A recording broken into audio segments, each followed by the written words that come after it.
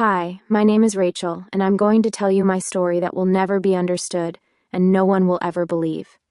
I never used to believe in haunted things. Ghosts, sure, kind of. But haunted objects? Possessed mirrors? No, that was movie stuff. Until we moved. Until everything changed. After the divorce, Mom packed us up and left without saying goodbye to anyone. Not even to my dad. She just said we needed space. Like moving 3 states away would somehow untangle years of yelling and silence. I was 15. Too old to be dragged across the country like a kid, too young to stop her. So I followed, and we ended up in a town called Coldwater, a name that sounded like a threat. The house she picked was old, not the good kind of old, not Victorian charming or vintage cute. Just old, sagging, gray. It was 3 stories, creaking at every corner like it resented us for moving in. The backyard was a patch of dead leaves, the neighbors were never outside, and every single window felt like it looked in instead of out. My bedroom was at the very top, the attic room. Slanted ceiling, single small window, and one long wall taken up by a closet with a tall mirror bolted to the door. I noticed it the first day. The frame was black wood, carved with spirals that looked like eyes if you stared too long. The mirror itself was tall and thin, almost like it had been made for someone who wasn't quite human in shape. The glass wasn't right. It had this faint ripple, like old pond water, never completely still. I hated it. I told Mom. She said, "It's original to the house, honey. It's probably worth a fortune." I asked her to take it down. She told me not to be dramatic. That was always her word for me, dramatic. The first few days passed quietly. I hated my new school. Everyone already had friends. I sat alone at lunch, drew in my sketchbook, and tried not to cry in the bathroom. The house stayed quiet. But something about my room never felt empty. I'd catch myself glancing at the mirror, expecting to see something that wasn't there. Or maybe something that was. It started on the 7th night. I woke up at 3:17 a.m. The room was freezing. At first I thought maybe the window was open, but it wasn't. Then I heard it, a sound so soft it almost wasn't real. Tap, tap, tap. I sat up, heart racing. The sound was coming from the closet, from the mirror. I grabbed my phone. 3:17 a.m. exactly. I turned on the lamp. Silence. I got up, walked to the mirror, and looked. Just me. Pale, tired, confused. I touched the glass. Cold, solid. But as I turned away, I swore I saw a shadow behind me, in the reflection. I spun around. Nothing. The next night it happened again. 3:17 a.m. Tap. Tap, tap. This time, when I sat up, I saw a flicker of movement in the mirror, a blur of something ducking out of sight. I didn't sleep after that. I tried covering it. I taped a sheet over the glass. But the next morning it had fallen, or been pulled, off. I asked Mom again. She said, "If it scares you that much, sleep downstairs." But I didn't want to. I didn't want to leave my room. I didn't want whatever it was to win. The mirror became a part of my nightly ritual. I'd try not to look, try to pretend it wasn't there. But I always woke up at 3:17. Always heard the tapping, sometimes 3 knocks, sometimes just one, long and slow, like a fingernail dragging. Then came the first real moment, the one I still can't explain. I was brushing my teeth. Morning, sunlight, totally normal. I bent down to rinse, and when I stood up, I saw my reflection in the mirror across the hall. Only, I wasn't brushing my teeth. I was smiling, just standing there, watching me, with the toothbrush in my hand and this wide, impossible grin. My heart jumped. I looked behind me. Empty hallway, looked back. Normal reflection again. No smile, no glitch. That day I told a girl at school, Lana. We had English together, and she was always drawing creepy stuff in her notebook. I figured if anyone would understand, it'd be her. I told her about the tapping, the reflection, the waking up at the same time every night. She didn't laugh. She leaned in and whispered, "Do you know about mirror doubles?" I didn't. She told me it was an old belief, that mirrors weren't reflections, they were gateways. That something lived behind them. Something that looked like you, sounded like you, but wasn't you. And if it ever got out, it would take your place. I laughed. I had to. But that night I didn't sleep at all. The tapping came back stronger, louder, like fists instead of fingers. And then I saw her, my reflection, but not me. Same face, but older, sharper. Her smile looked carved into her face. Her eyes were wrong, too wide, too black, and she didn't move when I moved. She just stood there, watching, like she was waiting. I started having dreams. At least, I think they were dreams. In them, I was walking toward the mirror, unable to stop. My hands would press to the glass and hers would press back. Then the glass would ripple. Her fingers would slip through, cold, wet, grabbing. One night I woke up with bruises around my wrists, perfect finger shapes. My nails were bitten down to the quick. My sheets were damp. I checked my phone, 3:17 a.m. I set up a camera. I needed to know. I placed it across the room, facing the mirror, and left it running all night. The next morning I checked the footage. Around 3:16 I started to stir. At 3:17 I sat up, not fast, like I was being pulled by strings. I got out of bed, walked to the mirror, and just stood there, for 21 minutes. No movement, no blinking. Then I lifted my hand, pressed it to the glass, and smiled. But the worst part, the part that made me throw my phone across the room, was that my reflection didn't follow. She stayed completely still. I didn't tell Mom about the video. I didn't tell anyone. Lana kept asking questions like, "Do you feel like you're being watched all the time?" Yes. "Do you ever feel like you're not the one in control anymore?" Yes. She gave me this old book, something her aunt gave her when she was little and terrified of mirrors. It was falling apart, handwritten, with notes in the margins. It talked about mirror sickness, that if someone stared into a mirror long enough, something on the other side could stare back and eventually slip through. There was a phrase written again and again in the back: "What watches wants. What wants waits. What waits walks." I read it until the words stopped making sense. That week I started sleepwalking. I'd wake up downstairs on the couch, once in the backyard barefoot and shivering. My hands were always dirty. I started locking my door at night. But I kept waking up, unlocked. The key placed neatly on my desk. Sometimes the mirror would be uncovered again. Sometimes I'd wake up with dirt under my nails and no memory of why. My grades dropped.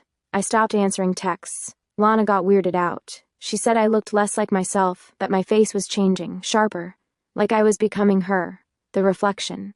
She tried to pull away. I don't blame her. One night she came over, said she wanted to prove something. She brought salt, a pocket mirror, and a candle. She said we could try to trap the thing in the mirror or at least see it. I wanted to believe her. So we did it. We sat cross-legged in front of the closet, the mirror covered. She lit the candle, poured a ring of salt around us, and told me to uncover it. I hesitated. Then I pulled the sheet down. Our reflection stared back at us. Normal, still. The candle flickered. Then Lana whispered, "Ask her what she wants." I looked at myself, my not self, the me that wasn't me, and I whispered, "What do you want?" At first, nothing happened. Then the candle went out.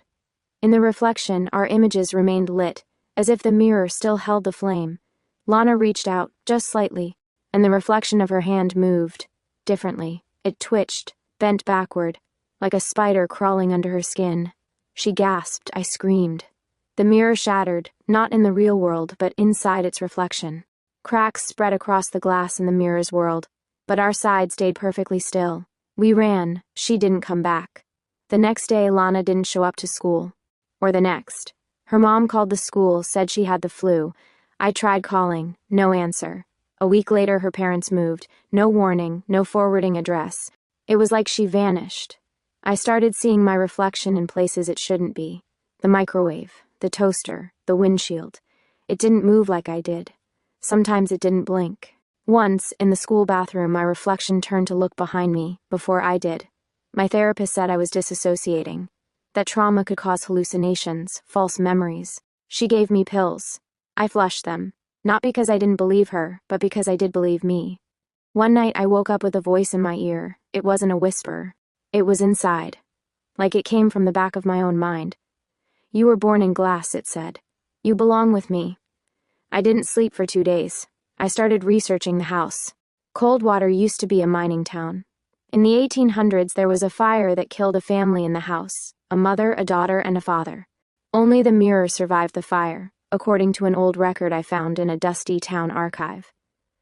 A local librarian whispered to me as she handed me the file, "They say she still lives in there. The girl. Some say she's not even a ghost. Some say she's an echo." I asked her what she meant. She said, "You ever hear something repeated back wrong? Like a voice mimicking you, but it doesn't understand the words? That's what's in the mirror. A copy, a mistake, a hunger. That night I dreamed of fire, the walls burning, my reflection screaming on the other side of the mirror, but I was calm, watching. And when I woke up, my bedsheets smelled like smoke.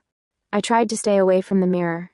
I moved into the guest room, slept on the floor, but every night at 3:17 I'd wake up, and somehow, I'd be back in the attic, back in bed, facing the mirror. One night I nailed the door shut, hammered boards across it. When I woke up, the door was wide open, the boards stacked neatly beside the bed. That was the night I broke down, told Mom everything. Cried for over an hour. She didn't laugh, she just looked tired, quiet. She said, "You know, the mirror was here when we moved in. I didn't want it either, but I couldn't get rid of it. Every time I tried, it'd show up again. I thought it was in my head. That scared me more than anything else."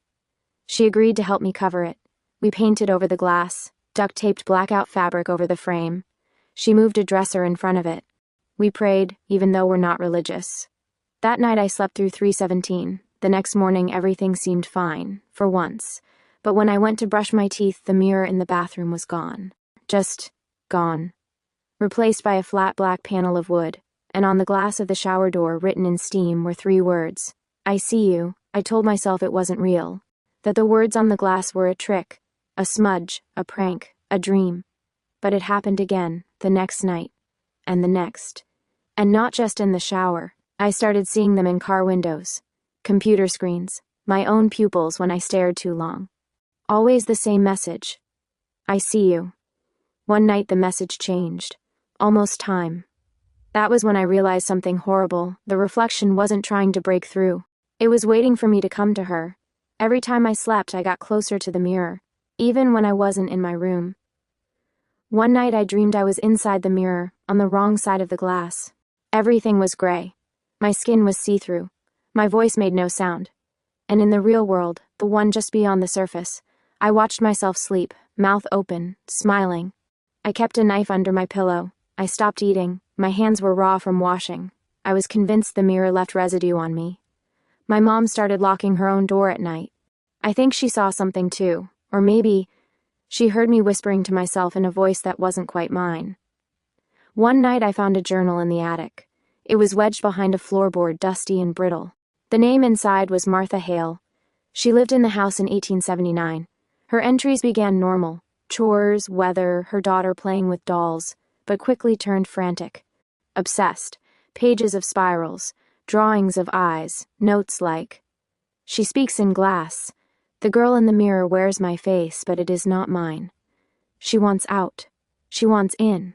She wants everything." The final page simply said, "I let her in. Now I am glass." I read that line over and over. It was already too late. The thing in the mirror had been learning, mimicking, studying, and I think it figured out how to walk when I didn't know I was dreaming. That's when the nosebleeds started. Then the seizures. I blacked out in the middle of class. They called an ambulance. At the hospital they ran tests, brain scans, blood work. Everything came back fine, no explanation. But I knew, every time I closed my eyes she got stronger. More detailed, more me. My reflection now matched me perfectly. Every scar, every freckle. But there was no emotion, just the smile. The kind you wear when you're done pretending to be human. I stopped going to school. I couldn't leave my room. Not because I was scared, but because she wanted me there. I felt drawn to the mirror, pulled like gravity. My feet would take me there without permission. I'd wake up with my nose touching the glass. Then one morning I didn't see myself at all. Just an empty room in the reflection. I thought I was free. I ran downstairs, told my mom, shaking. But she didn't look at me. She looked past me, her face turned white. "You're not her," she said. Then she screamed. I looked in the toaster oven. My reflection was there. But it wasn't me. Not anymore. The eyes were too black, the mouth too wide. The thing wearing my face blinked out of sync. I smashed every mirror in the house. Every reflective surface. Windows, phones, even the kitchen tiles. I painted over every surface that could bounce back an image. But at night, she came back anyway. She didn't need glass anymore. She was in the walls. In my dreams, I was always behind the mirror now, trapped, watching her live my life, talking in my voice, laughing with my mom, eating dinner, going to school. She waved at me once, through a car window, as my body passed by, with her inside it. I stopped trying to sleep. I took caffeine pills, scratched my arms raw, poured salt around my bed. Nothing worked. The night the final shift happened, I remember the quiet. No tapping, no flickering lights, just silence. I woke up in the attic. The mirror was uncovered. I was already standing in front of it. I saw her. She saw me. We were the same. She lifted her hand. I lifted mine. We touched the glass at the same time. It wasn't cold this time. It wasn't glass. It was soft, like skin, and it gave way. When my hand touched the glass, or whatever was left of it, I felt warmth, skin, breath, and then a pull, like being yanked through a vacuum. There was no pain, no scream, just a popping sensation, like a cork coming loose. And I was gone. I woke up in the mirror, not looking into it, inside it. Everything was gray, colors were washed out, like a photograph left in the sun too long. I stood in a room identical to mine, only wrong, off. The walls curved slightly inward. The shadows fell the wrong way. The corners breathed. And standing on the other side of the glass, in the real world, was her. Wearing my pajamas, in my skin, with my exact face, she looked at me. And smiled. I screamed. Pounded the glass, but no sound came out. She lifted her hand, my hand, and waved. Then she turned away, walked out of my room, shut the door, and I was alone. I don't know how long I stayed in that in-between. Time didn't work the same. It was always 3:17. Always dim, always cold. I didn't need food or sleep. I just watched. Sometimes I saw her through reflections, briefly, walking through the hallway mirror, blinking from the TV screen, smiling back at my mom in the back of a spoon. She lived my life better than I did. She cleaned her room, did her homework, hugged my mom and told her she loved her. I think Mom started to believe she had finally gotten me back. But it wasn't me, and she knew it. I saw it in her eyes, the hesitation, the flinches. One night she came upstairs while I was sleeping. I saw her from a picture frame. She leaned over me, over the thing, and whispered, "You're not my daughter, are you?" The thing opened its eyes. "Not anymore," it said. Mom screamed, ran, locked her door. She never came back upstairs after that. I think she sleeps in the living room now, next to a nightlight, clutching a Bible she never used to believe in. I tried everything to get out. I tried breaking the mirror from the inside. It laughed. I tried calling out through water, through other reflective surfaces. Sometimes I'd get through for a second. I'd flicker in someone's sunglasses or shimmer in a puddle. But no one ever listened long enough. No one believed what they saw. Eventually, the thing in my skin stopped checking the mirror. It didn't need to anymore. It had everything it wanted. Time passed. A year maybe. 2. Then one day she, the thing, brought someone home. A friend. A girl who looked too much like I did before it all started. Pale, withdrawn, shy. She said her name was Amber. She showed Amber her room. She showed her the mirror. And I saw the way Amber looked at it. Like it was looking back. That's when I realized. It wasn't just about me. The mirror was never meant for just one person. It's a door. And doors are meant to open. I tried to warn her. I stood behind the glass, screaming silently, begging her not to look, not to touch.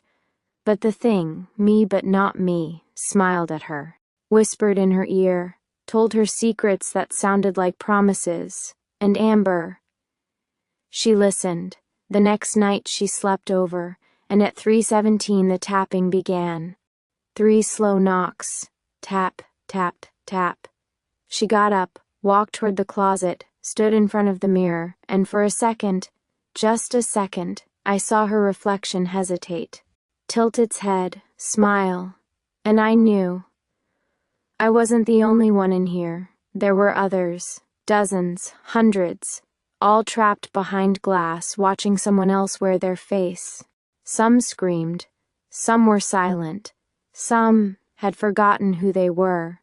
And now Amber was joining us. She reached out, the mirror rippled, and then she was gone. The thing that came back through was quieter, smarter, a better actor. It called itself Amber.